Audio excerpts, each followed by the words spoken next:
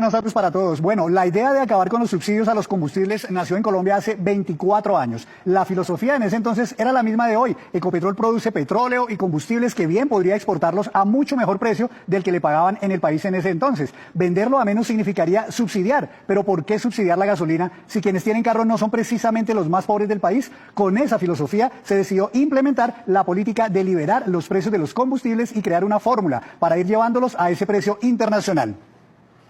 Fue en el año de 1998 cuando cuando se ideó la fórmula de liberar los precios de los combustibles, cuando Andrés Pastrana era el presidente de la República, Luis Carlos Valenzuela era el ministro de Minas y Energía. En 1998 decidió entonces crear esa fórmula para que entonces los precios de los combustibles se fueran llevando poco a poco al nivel de la paridad internacional. Hay que tener en cuenta que en esa época el precio de los combustibles apenas rondaba los $13 por barril, mucho menos de lo que está costando hoy. Pero ya en el año 2007, cuando ese barril había subido a niveles de $60, fue cuando crearon entonces el Fondo de Estabilización de Precios de los Combustibles, de tal manera que Ecopetrol ya no cobrara todo lo que debería cobrar, sino una parte. Al comienzo esa diferencia la asumía Ecopetrol como pérdida, pero después la Nación le dijo que simplemente Ecopetrol llevara esas cuentas del subsidio mensual y que después se le iría pagando con plata de la Nación. Posteriormente, en el año 2011, cuando los precios estaban todavía mucho más altos, idearon una fórmula para que las rebajas o las alzas no fueran superiores a ese 3%.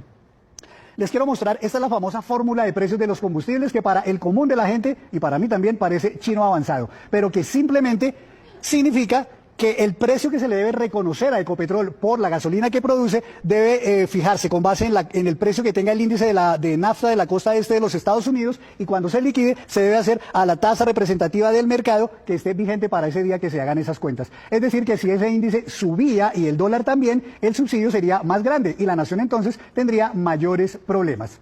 Ahora veamos cómo están las cosas actualmente.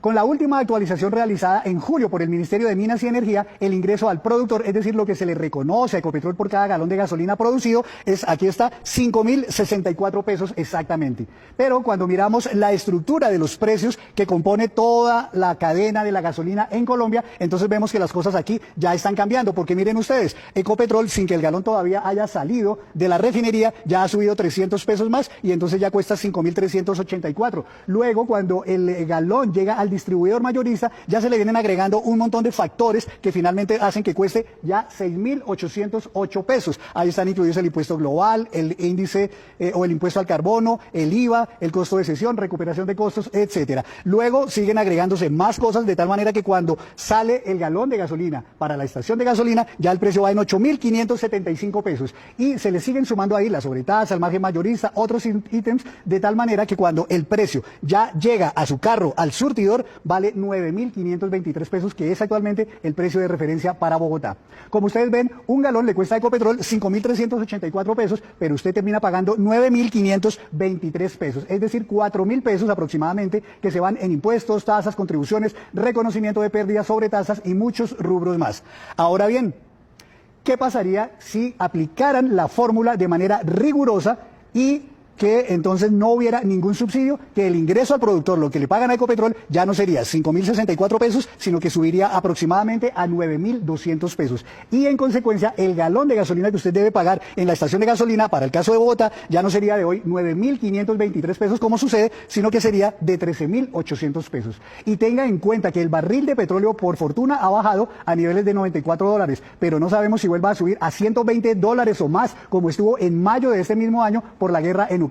Si eso pasara, el precio final sería de 18.000 o de 20.000 pesos por galón.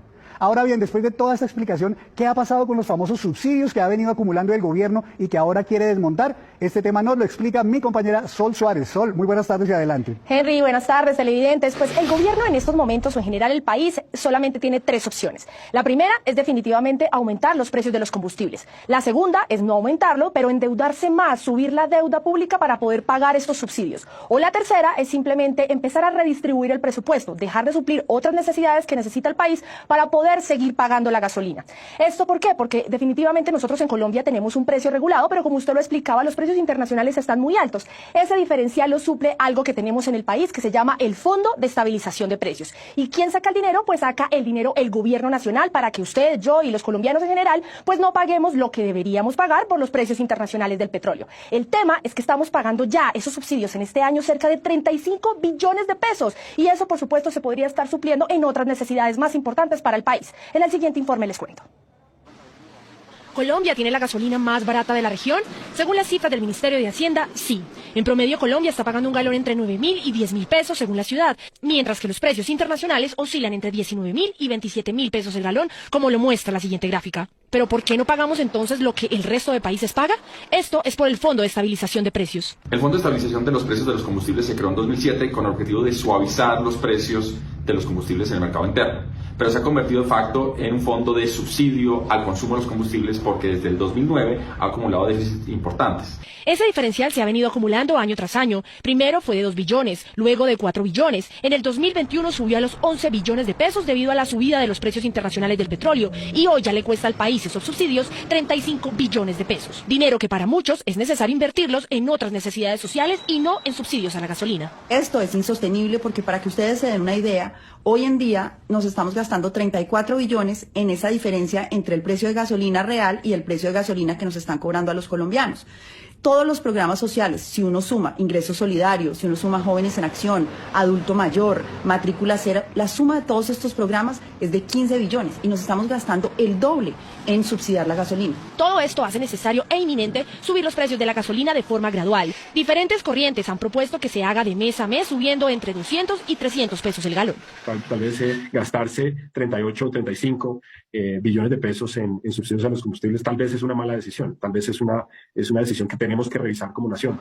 Esa es un poco la reflexión. Con toda esta situación, el país se debate en 3 opciones: subir los precios de la gasolina, que el gobierno se endeude más o que se deje de suplir otras necesidades para pagar